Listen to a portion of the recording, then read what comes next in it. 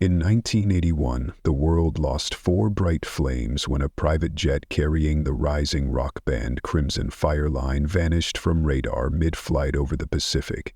No distress signal, no wreckage, just gone. For 19 long years, their fate became a haunting mystery that echoed in hushed conversations, broken hearts, and unanswered prayers. Families were left clinging to hope, even as the years hardened their silence. But then, a deep-sea naval expedition stumbled upon something impossible. A ghost from the abyss that would unravel a truth more harrowing than anyone could have prepared for. Afternoon sunlight spilled through the delicate lace curtains of Helen Hayes' humble living room in the quiet coastal town of Crescent Harbor. Patterns danced on the yellowed pages of her novel, illuminating her world of retreat and memory. At 63, Helen had learned to find fragments of peace in these soft, silent corners of life. Her reading glasses balanced on the bridge of her nose as she became immersed in the comfort of fiction, something predictable, something that didn't change or disappear. It had been nearly 2 decades since her world cracked open. Since her son Zane Hayes, the vibrant 20-year-old vocalist of Crimson Fireline, boarded a jet and never returned. The pain had reshaped her. It had quieted her laugh, hardened her gaze. And yet, somehow, she had survived. Then, a sudden shrill ring cut through the stillness. Helen exhaled slowly, placing a trembling finger between the pages of her book before rising. Her knees protested with age and memory as she walked barefoot across the cool linoleum floor toward the phone. "Hello?" Her voice was cautious, expecting a telemarketer or maybe a wrong number, something routine. "Mrs. Hayes?" The voice on the other end was calm but authoritative. "This is Lieutenant Commander Jackson with the United States Navy. I'm calling in coordination with the Crescent Harbor Police Department regarding your son, Zane Hayes."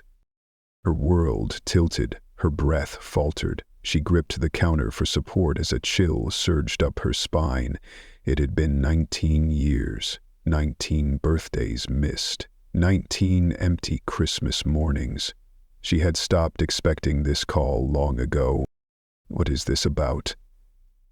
Her voice trembled with restrained fury and disbelief. "We've recovered what we believe to be the private jet your son and his band were on when they vanished. We need you to come to Port Holston Naval Base, ma'am." His words struck her like a physical blow. For a moment, Helen's mind reeled, desperate to reject the intrusion. "I don't have time for cruel jokes," she snapped. "My son died 19 years ago. I buried that hope a long time ago, and I won't let anyone dig it up again." She hung up with force, her fingers shaking violently. The receiver clattered in her grasp as memories surged forward like a tidal wave.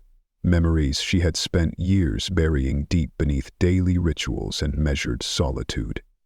Zane's voice, his guitar, his dreams. Gone.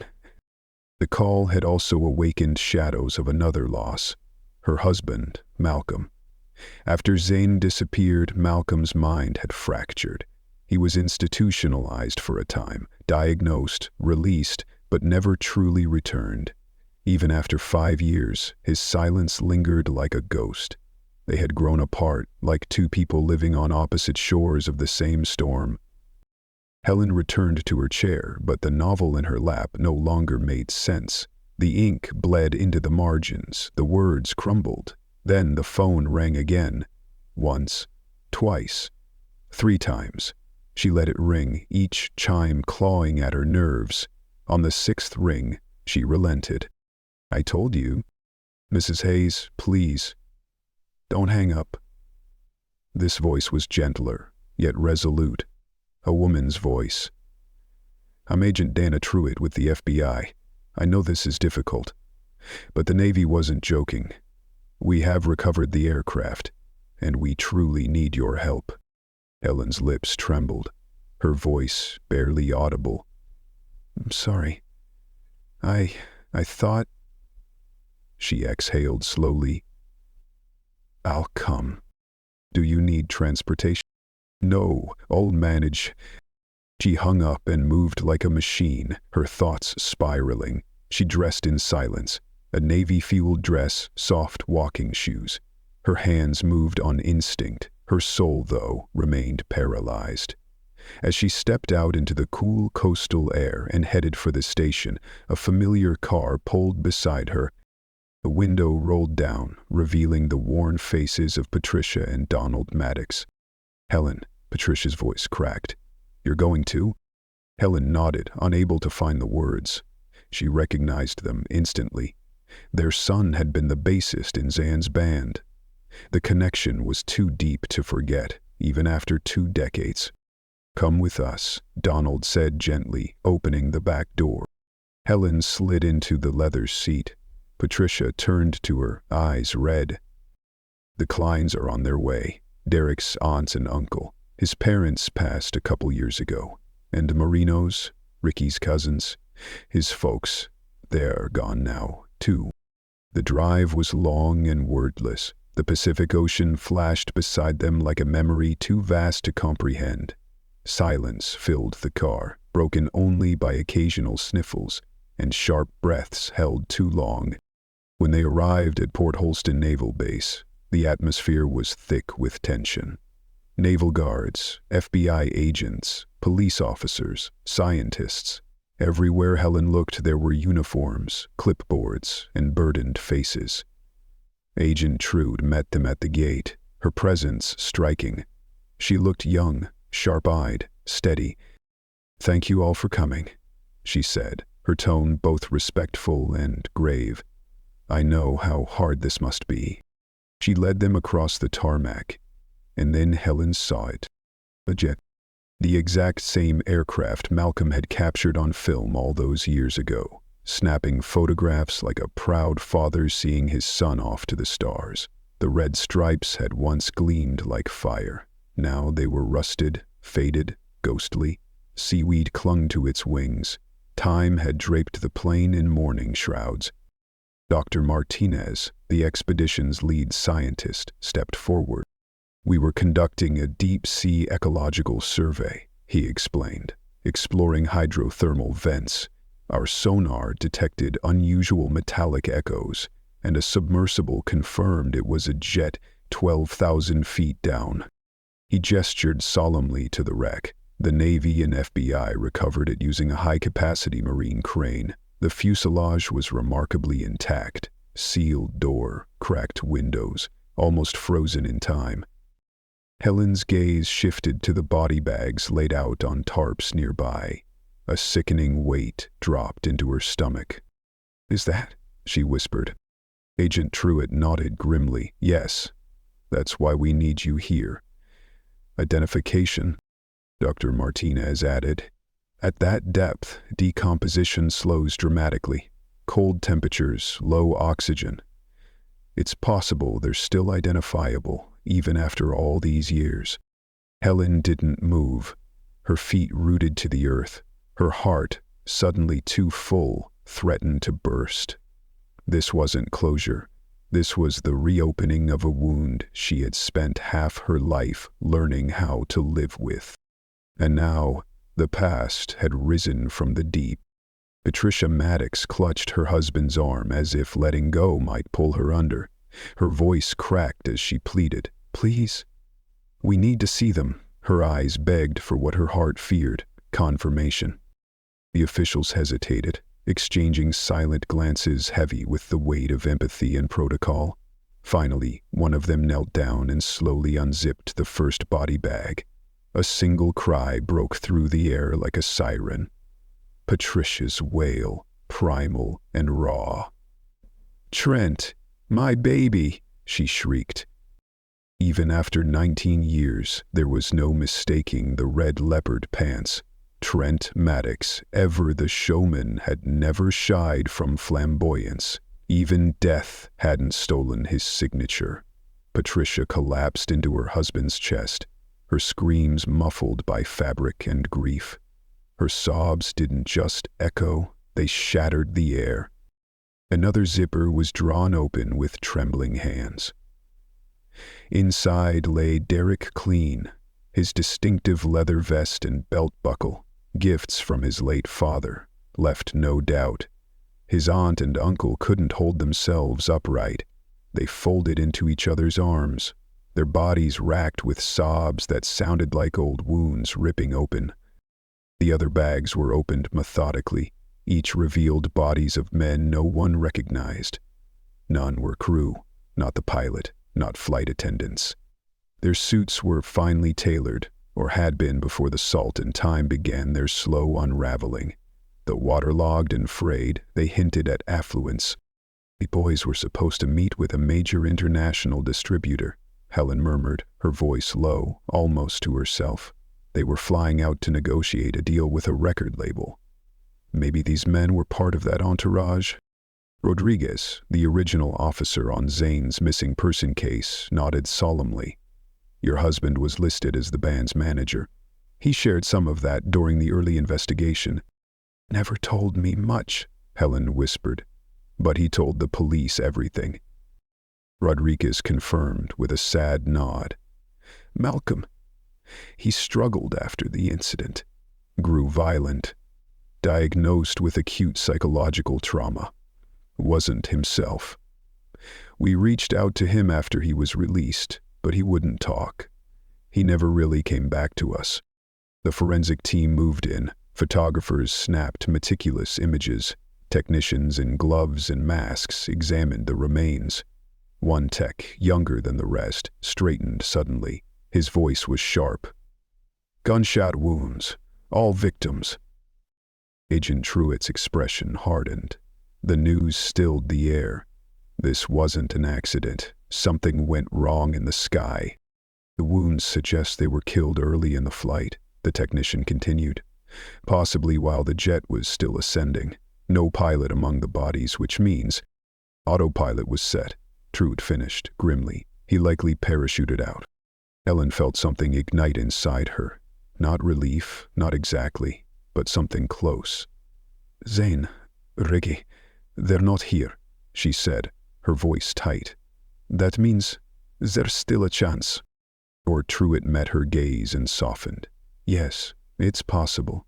But until we know more, we're officially treating this as a criminal investigation.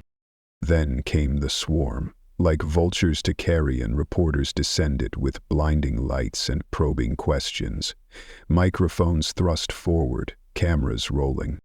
One reporter took center stage in front of the jet's corroded hull. This is the aircraft that carried the rising rock sensation Crimson Fireline. Zane Hayes on vocals, Trent Maddox on bass, Derek Clean on rhythm guitar, and Ricky Marino on lead guitar. Once local legends, their music had just started to break through before they disappeared. Today, the mystery has taken a grim turn. Each family was interviewed, their grief put on public display. When Helen stepped in front of the cameras, her hands trembled, but her voice stayed steady. I had lost all hope, she confessed.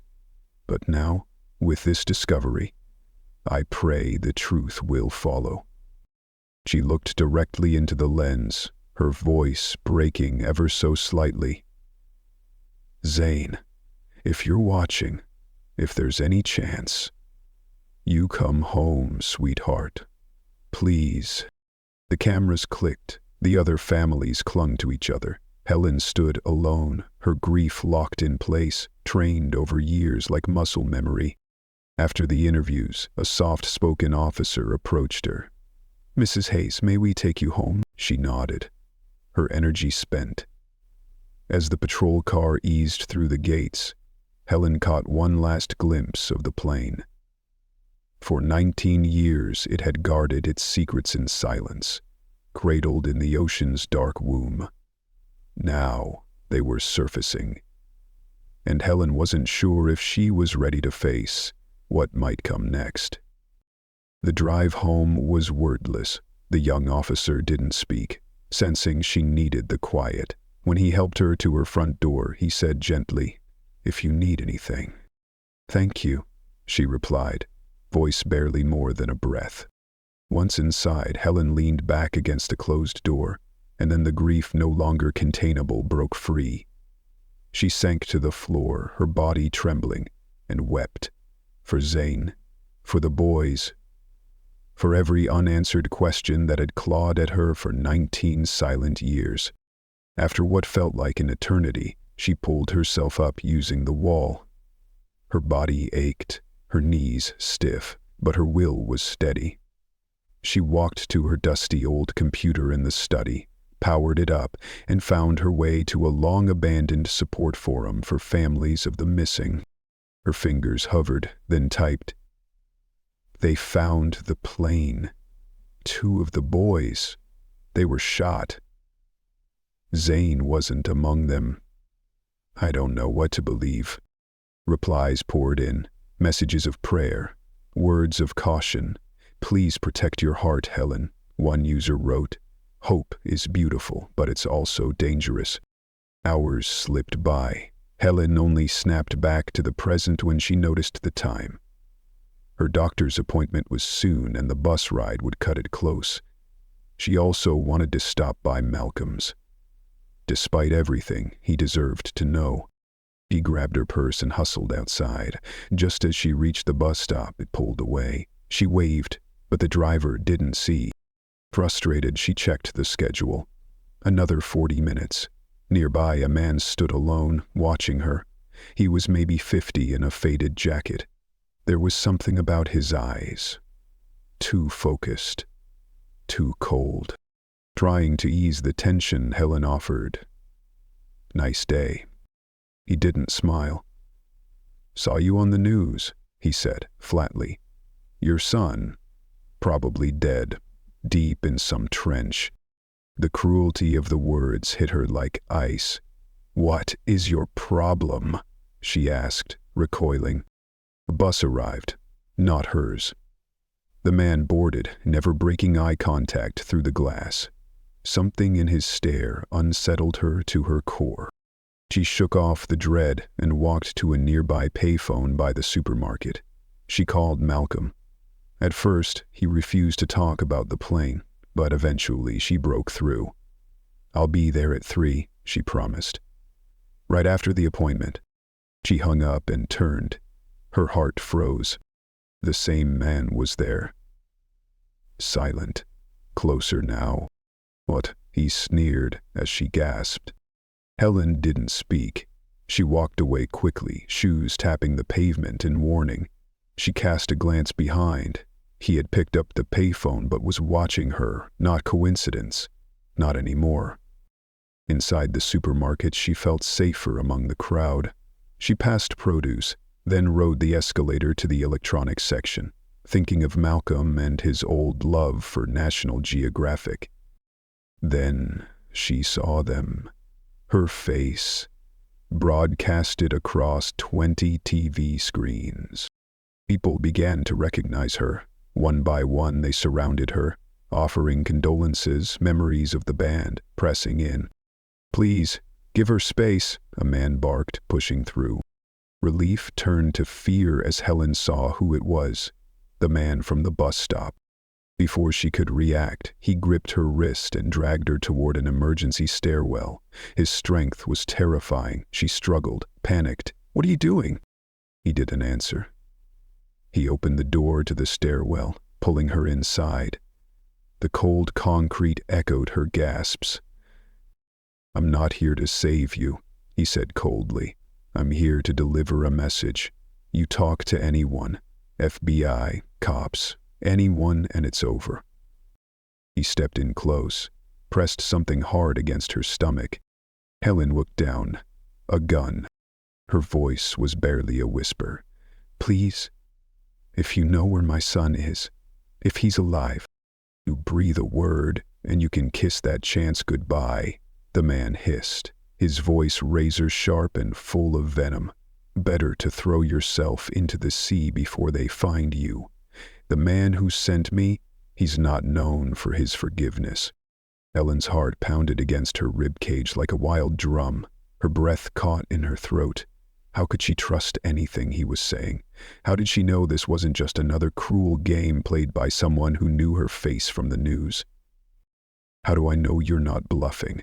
she asked, voice low but steady. How do I know you even know anything about Zane? The man tilted his head, considering her. Then, in a quiet, eerily intimate tone, he spoke words that turned her blood to ice. The lighthouse keeper's daughter waits by the shore, counting stars that fell. Helen staggered. Those weren't just words. They were lyrics. A line Zane had written years ago. Words no one else knew. He'd played them softly one night on his old acoustic guitar, just for her. The song was unfinished, never recorded, never shared with anyone. And yet, this man knew them. "We know everything," he said, as though reading her mind. "Your medical appointments, your grocery runs every Tuesday, your husband tucked away at Sunset Hills. We've been watching for years." Helen's voice cracked as her last defenses gave way. "So, my son, Zane, he's really alive?" The man didn't confirm, not directly. He only stepped back and rested a hand over the concealed weapon under his jacket. "Keep your mouth shut. Don't test me. We'll speak again, but if you say a word to anyone at all, there'll be consequences not just for you, for your boy too." Then he turned and disappeared down the stairwell, his boots echoing on the concrete, fading like a vanishing memory. Helen stood frozen, then crumbled against the wall. Her knees gave out. Tears streamed down her cheeks in silent torrents. Her heart raced so violently she feared it might betray her before she could even process what had just happened. Suddenly the door creaked open. A store employee, no older than 20, peeked in, his face etched with concern. "Ma'am, are you okay? You're not supposed to be back here.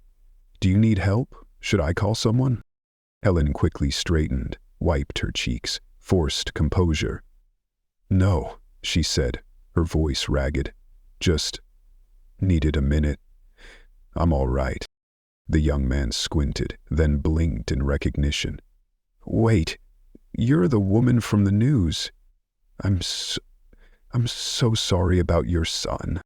Helen nodded faintly and brushed past him, her feet moving on instinct. She'd forgotten about the magazine, the store, the rest of the world. Everything narrowed now to one thought: escape. Down the escalator she went, clinging to the handrail like a lifeline. The supermarket doors loomed ahead, and beyond them, her bus was already pulling up. She half ran, half stumbled toward it, raising her hand desperately. The doors were closing. "Please," she panted. The driver, a kindly man in his 70s, saw her frantic approach and opened the doors. "Take your time, dear," he said with a warm smile. Helen climbed aboard, fumbling with her bus pass, her hands still trembling. Thank you so much." She collapsed into a seat reserved for seniors and turned her head toward the window. The supermarket grew smaller behind them. No sign of the man, but his voice, his words, those lyrics, they clung to her like a second skin. If Zane is alive, what is he now? What's happened to him? She whispered to herself. Her thoughts spun with questions no mother should ever have to ask. The bus arrived at the hospital complex, and Helen stepped off with legs that still wobbled from adrenaline. She moved through the automatic doors of the beige building that had become routine over the years. Blood pressure, weight check, the nurse's gentle reminders, but nothing registered.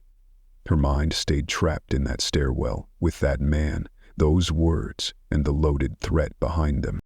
Dr. Peterson reviewed her medications with his usual precision, oblivious to the storm inside her. "Avoid stress, Helen," he reminded her. She nodded absently, prescription bag clutched in her hand like it might anchor her to this reality. Outside, the sun had started to dip toward the horizon, casting golden shadows across the pavement. Helen stood at the hospital bus stop, torn in two. She needed to see Malcolm, tell him everything.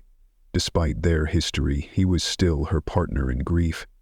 But the man's words echoed like a curse. Bad things will happen. The car horn snapped her out of thought. Across the street, a dark sedan idled. The man from the supermarket sat behind the wheel, motioning her over. Panic rose like bile. She thought of running back inside, but her legs froze, and the warning burned into her mind, paralyzed her.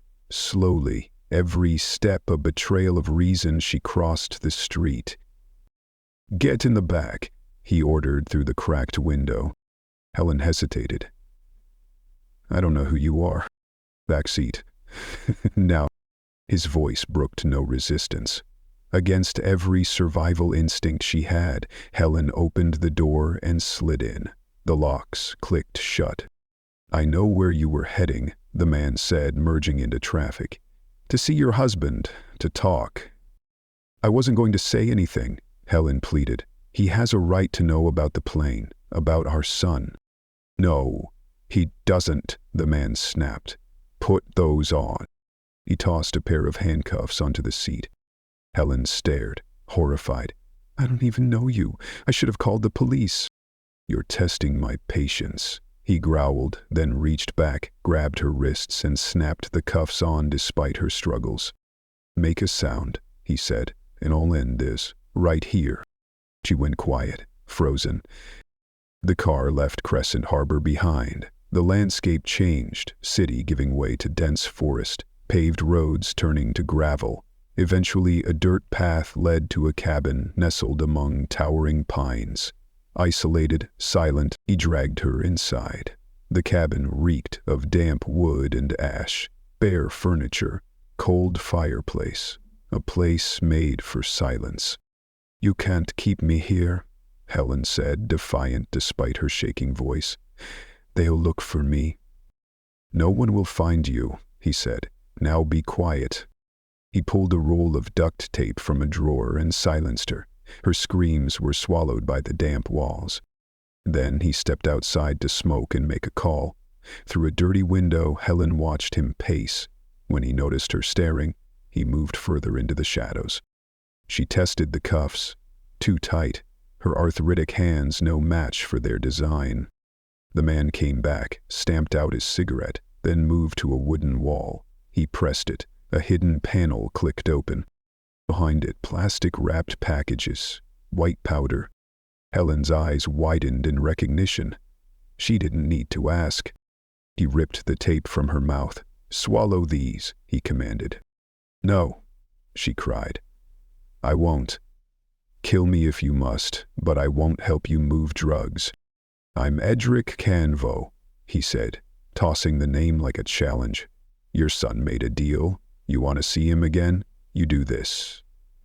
"I have a heart condition," Helen pleaded. "This could kill me." Edric didn't blink. He pulled out his gun, pressed it to her temple. "I'm not a good man." 3 seconds. He whispered. Helen reached for a packet with trembling hands, placed it on her tongue, swallowed. 2. Another. Then another. 4 in total. Each one a weight inside her. "Good," he said, lowering the gun. He handed her pills. "These'll keep them intact." She took them dry, tears spilling down her face. "You're just the mule," he muttered. "Don't ask questions." He recuffed her, bound her to a chair with rough rope. "Someone will pick you up soon. Stay quiet, and you'll see your boy."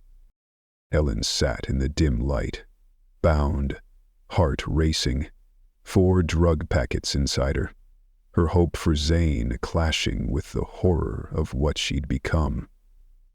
Then the drugs began to take hold. Drowsiness, heavy, slow. She prayed it was the pills, not the powder. "Please God, let this not be the end, not before I see my son."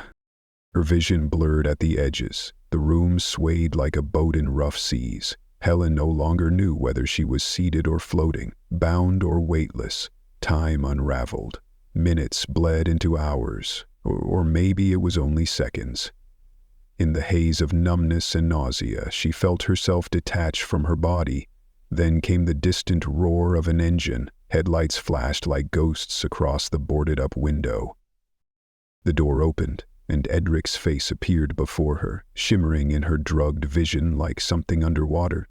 "It's time," he said, his voice rippling, as if spoken from across a canyon. His hands, freed her wrists, unwound the coarse rope and tugged her to her feet. Her legs buckled beneath her, barely cooperating. The world tilted and twisted with each uncertain step toward the open doorway. Outside, cold night air slapped her face like silk drenched in ice water.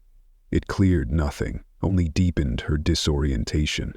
Several men stood near a large truck. They spoke rapid Spanish, their faces hard, their eyes scanning the darkness with suspicion. One grabbed her, rough and impersonal, shoving her toward the rear of the truck. He muttered something in Spanish and opened the back door. Inside was a shadowy cargo bay. But this wasn't where she was left. Instead, the man reached for what appeared to be a solid wall and pressed a hidden latch. A panel swung inward. "Get in, don't talk," he barked. Helen stepped inside, her feet dragging. Her eyes took seconds to adjust, but when they did, horror took hold. There were others in the compartment. Women. Young. Too young. Some barely adults, their faces drained of expression, their eyes like glass. Helen was the only one over 30. No, likely the only one over 25. The youngest looked no older than 16. Reality punched through the chemical fog. This wasn't just drug trafficking. This was human cargo. Helen had seen stories like this on the news, thought them tragic but distant. Now she was part of it. She had been swallowed by a nightmare she could not wake from. The secret door sealed behind her, throwing them into pitch darkness. The truck rumbled to life, and the floor vibrated beneath her. She slid down against a wall, curling into herself, her knees drawn up. Time stretched again, measured only by the truck's movements and the hollow silence between stops. Sometimes, the main cargo door opened, voices rose and fell, but the secret compartment remained sealed, their group hidden, forgotten. The drugs began to wear off. Her thoughts sharpened into horror. She was inside a vehicle, crossing God knew what border, with bags of narcotics inside her body and strangers on every side. Every bump in the road sent fresh waves of fear through her. She wasn't just in danger, she was now illegal freight. Eventually the truck stopped, this time for good. The back panel opened. A white floodlight pierced the darkness. Harsh voices barked commands in accented English and what sounded like Russian. A massive figure filled the entrance. Out, now, move. They were herded like animals into a warehouse. Concrete floor, metal rafters, the sharp tang of oil and something worse, chemicals, blood, rot. They were taken to a side room. On the wall, a radiation symbol loomed above a metal door. One by one, the women were sent inside. The hum of an X-ray machine droned behind the wall as bodies were scanned for the drugs inside. Helen trembled as her turn came. The guard shoved her forward. Her feet dragged across the floor like she was sleepwalking. She pressed against the cold metal wall, and a man entered. His face was half crushed, deformed by violence and poor healing. His smile was a twisted leer. He carried a tray filled with small plastic cups. "Drink," he ordered, holding one toward her. "Pass the packages." Helen hesitated. Her hand shook violently. The broken-faced man scowled. "Why they send us, old woman?" He spat in broken English. "She can barely stand. Only 4 inside." His companion shrugged. "Don't know. Ask the boss." Helen's stomach churned. "Drink, babushka," the man snarled, "or I make you." Helen closed her eyes and downed the bitter liquid. It burned her throat. Her body screamed to reject it, but she swallowed again, tears running freely. She cursed herself for ever trusting Edric. She should have let him kill her in that cabin. The man grabbed her arm, his grip cruel and punishing. "Take her to Bruno," he said. "She's defective." Helen was dragged through a series of dim corridors, each colder and darker than the last. The air grew damp, the smell more rancid. They stopped at a peeling black door. Behind it, a staircase led downward into shadows. She was shoved through. The room she entered felt like hell made physical. Walls painted red, floor red, the stench unbearable. A sickening mix of raw meat, mold, and human waste filled her nose. 3 women knelt in the center, blindfolded, gagged, trembling. A man stood behind them, gun in hand, aiming at one of their heads. "Gerald, where's Bruno?" the broken-faced man called. The man turned. Helen gasped. It was Ricky Moreno, Zane's bandmate, the boy who'd once played lead guitar in her living room. Even now he looked the same, older but recognizable. When their eyes met, she saw the flicker of recognition. Then, in an instant, he masked it. "I'll handle her," Ricky barked. "Get me gag, zip ties, now." Without another word, he moved fast, gagging Helen, blindfolding her, tying her wrists. His hands were clinical, rehearsed, efficient. "I'll take her to Bruno," he said, handing the other man his gun. "You finish with these 3. Duh. I finish." As Ricky let her out, Helen heard the first shot, then a second, then the third. Even through the gag, her body convulsed, desperate to vomit. The tears soaked her blindfold as Ricky pulled her away. They walked silently through the compound, each step echoing, the air heavy with death. Her mind screamed, if Ricky is alive. Is Zane? He stopped at a door, knocked 3 times, then twice more. Locks turned, the door opened. Helen was shoved inside. "Sit," Ricky commanded. She obeyed, heart pounding. The door closed, locked. Hands touched her face, removing the gag, the blindfold, cutting the zip ties. She blinked in the fluorescent light, and the world stopped. There, kneeling in front of her, was Zane, her son. After 19 years, his hair was longer, tinged with gray, but the face was the same, pale, delicate, with eyes that had always seen too much. He was thinner, hardened, but unmistakably her boy. "Zane," she whispered. "Is it really you?" She turned toward Ricky. "And you." Ricky, Edric, kept his promise. "Edric's no hero," Ricky snapped. "No better than Okelov." Helen's eyes scanned the room. A desk plaque read, "Manager." Her stomach dropped. "You're working with them?" she asked. "How?" "No time to explain," Zane said, voice urgent. "And no one can know we're related, do you understand?" Before Helen could speak, gunfire exploded outside. Screams, Russian, English, chaos. Ricky bolted the door. Zane yanked open a drawer, 2 handguns inside.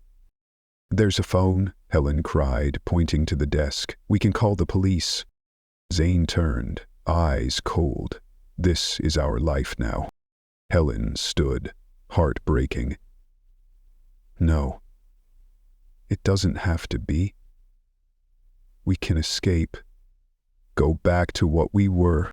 "You don't understand," Zane said, stepping between her and the phone. "We do what we have to." "You're not a criminal," she said through tears. "You're a survivor." "Sometimes," he replied. The line between the two disappears. A heavy knock pounded the door. "Vino," a voice growled in thick Russian. "Open. Now. We're under attack. Alex gone. We need to secure the office." Zane and Ricky exchanged a brief, loaded glance, their faces masks of focus, but neither moved toward the door. More pounding came, louder this time. paired with harsh Russian demands shouted from beyond the threshold. Then, gunshots. Abrupt. Brutal. The Russian voices were cut off mid-sentence. Thuds followed, bodies hitting the floor. Silence returned, eerie and short-lived. The knock came again, gentler this time, almost playful. "It's me," said a familiar voice, thick with a Mexican accent. "Edric." Ricky glanced at Zane, waiting for his nod. Helen saw her son grip his weapon. Not with fear, but with eerie calm. Whatever innocence he'd once carried had long since bled out. 19 years in this underworld had turned him into someone she barely recognized. Ricky cracked the door. Edric Canvo stepped in, sweat glistening on his face, blood splattered across his shirt. The sharp tang of gunpowder clung to him like cologne. He shut the door behind him and bolted the locks with confident finality. "It's done," he said, panting. "We held our side. This empire belongs to me now." He turned toward Zane. "I want your loyalty, both of you. I took care of Alec. 3 shots, right in his skull. He won't be lying to anyone again." He took a slow breath and began to pace, his eyes lit with manic energy. "Alex promised us fame. Said we'd be stars if we trafficked drugs, cleaned money through your shows, but it was all smoke. He used me like a damn accountant while he slept with girls and counted bills." His voice dropped to a growl. "I'm not Alec. I'll honor my deals. We'll keep this empire running, but I'll resurrect the band too. Crimson Fireline will rise again, with you two front and center. You won't have to worry about drugs. Just help me funnel the money." "That's your piece of the pie." Ricky stepped forward, face hard. "You didn't bring my parents." Edric didn't flinch. "They're dead. Died years ago." "I never said I'd raise the dead, Ricky. But I brought Helen, didn't I?" Zane's eyes darkened. "You used my mother, made her swallow those things." "She was about to go visit her husband," Edric interrupted sharply. "What would you have had me do? If she'd talked to him, he would have gone straight to Alec, blown the whole thing wide open." He turned to Helen, his tone cold and dismissive. "I didn't enjoy making her a mule, but it got her here, to you. Safe, in your office instead of some incinerator, so maybe be a little grateful." His gaze lingered. "She was stubborn, difficult, reminded me of someone else I know." Then Edric's eyes narrowed. "You probably didn't know. The police already found the jet, this morning." Ricky's face twisted in shock. "The jet? Seriously?" Helen found her voice. "I saw it myself. The Navy pulled it from the ocean. Trent, Derek, they were on it." Her eyes drifted to Zane. "Your father? He knew everything, didn't he?" Zane nodded, guilt flashing in his eyes. "He did. Dad wasn't broken. He disappeared on purpose." His voice faltered. "I'll explain everything, later." Edric moved in again, extending his hand toward Zane. "We had a deal." Zane stared at it, then took it. The handshake was firm, cold, transactional. "I'm sorry, Mom," Zane whispered, "but this way, we can be together. And safe." Ellen felt her knees buckle. The betrayal hit like a wave of ice. For years, she had believed Malcolm had lost his mind from grief. Now she realized he had orchestrated the whole thing. Zane hadn't just been a victim. He had become something else. As the 3 men spoke casually about body disposal, turning guards, logistics, Helen stared at them in horror. They discussed murder the way some discussed spreadsheets. Her eyes drifted to the phone. Agent Dana Truitt's number was etched into her memory like scripture. As the others talked, she slowly reached for it. Her fingers curled around the receiver. She lifted it. Barely a sound. Then Edric spotted her. He lunged, gun drawn. Zane sprang into action, trying to intercept. "Mother, don't." But Helen had already dialed. The line connected. FBI, Agent Truitt speaking. Everything happened in a single shattered moment. Diedrich fired. Zane dove. The bullet tore into Zane's chest. He spun and collapsed into Helen's arms. "Help!" she screamed into the phone. "Please, help us!" Ricky slammed into Edric with a roar, the gun skittering across the floor. In one swift motion, Ricky grabbed it, turned it, and fired. 1, 2, 3, 4, 5. Edric fell, blood blooming in a grotesque halo. Ricky yanked the phone from Helen's shaking hand. "This is Ricky Moreno," he said breathlessly. "Crimson Fireline. Zane Hayes is here. He's been shot. We're in the warehouse. Send everything, now." Truitt's voice snapped into action. "Units are inbound. Find cover. Lock down." Ricky slammed down the receiver, grabbed a filing cabinet, and dragged it in front of the door. Helen cradled Zane on the floor, pressing her hands into the wound. Blood soaked her palms, hot and terrifying. "Stay with me," she begged. "Please, baby, stay with me." Zane's breath came in ragged gasps. His eyelids fluttered. The color was draining from his face. Outside, the shriek of sirens rose, louder and louder, until it became a wall of sound. Gunfire erupted again. The walls shook. The warehouse became a battlefield. Helen stayed beside her son, whispering prayers through trembling lips, her hands slippery with blood. "Don't go. Please don't go." Then, silence. A voice called from beyond the barricade. "FBI tactical team. Building secure." Ricky moved the cabinet and unlocked the door. The room flooded with agents in black armor. "Medics," one shouted. "We need medics now." "Did you check the underground red room?" Ricky barked. "All clear," another officer replied. "Facility is secure." Paramedics rushed in. One knelt beside Zane. "He's alive," she said urgently. "We've got a pulse." Another team examined Edric. It took less than a second. "He's gone," the medic confirmed.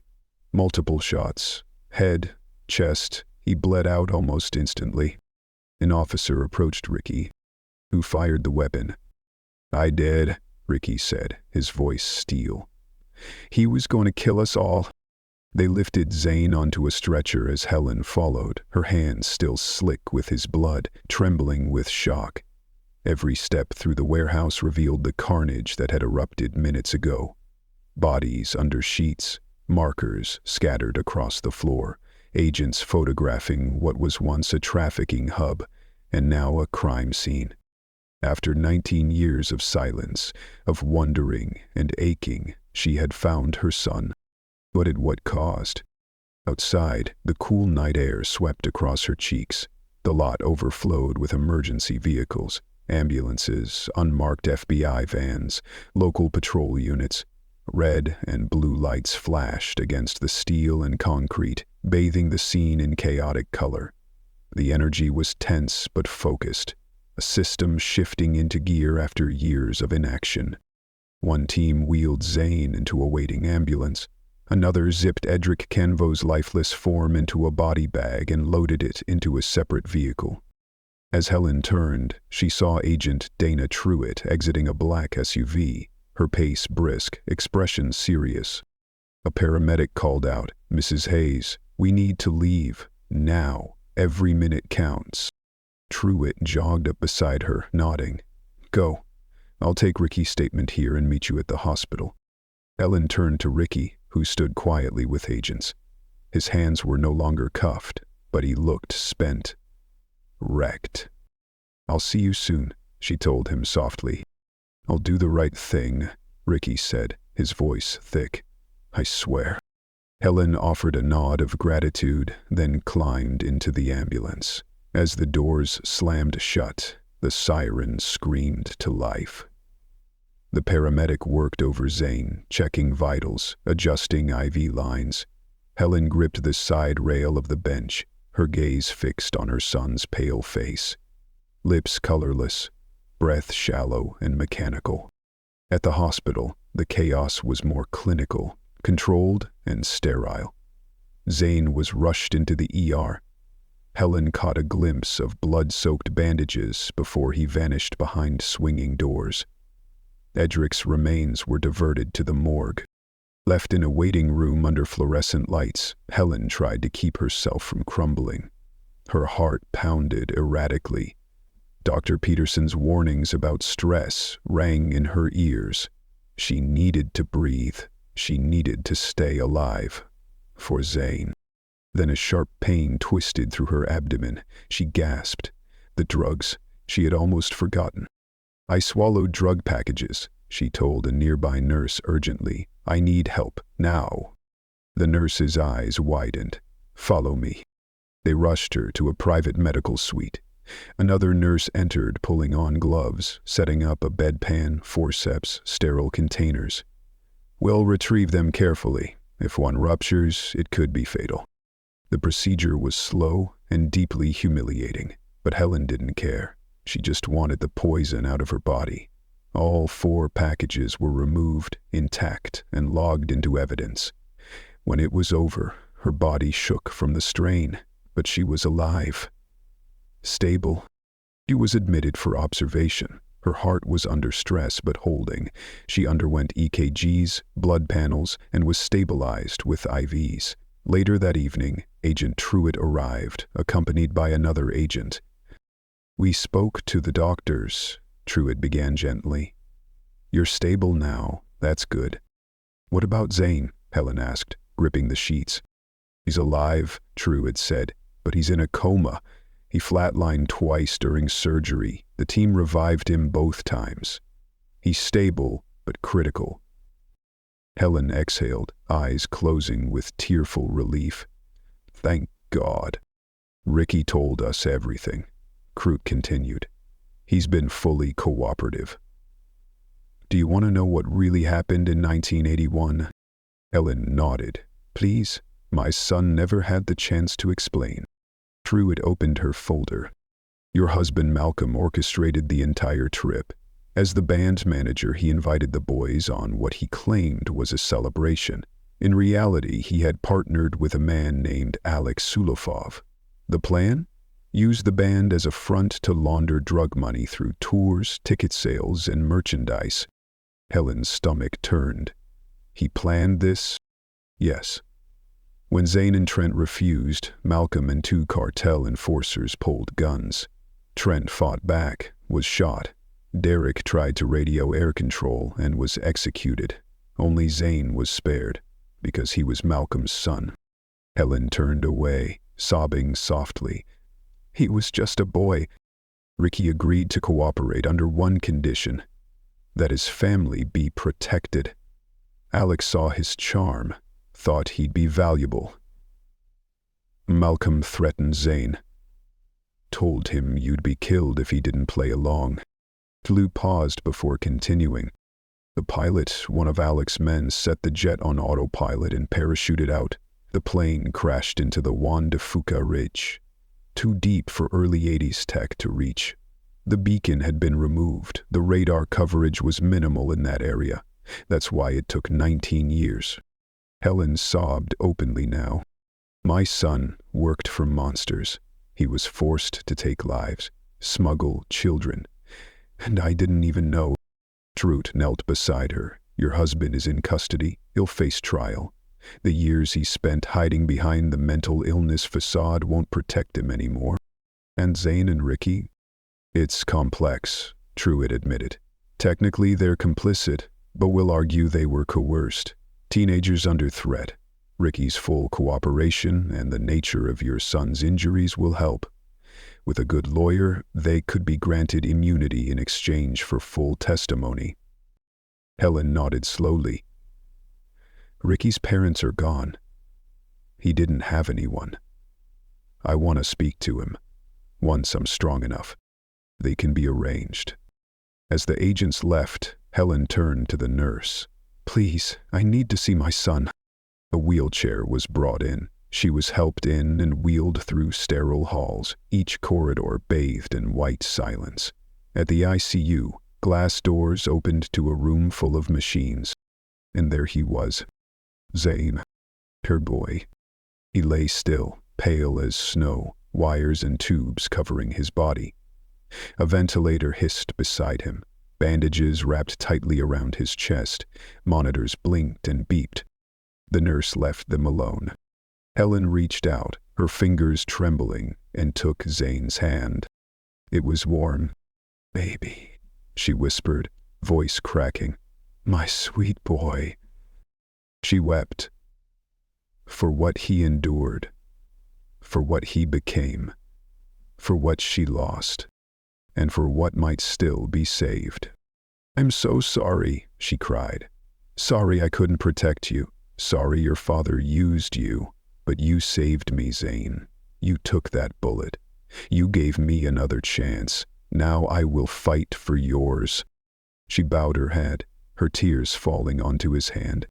"Please God," she prayed, "let him wake up. Let there be one more miracle. Give him a chance to come home.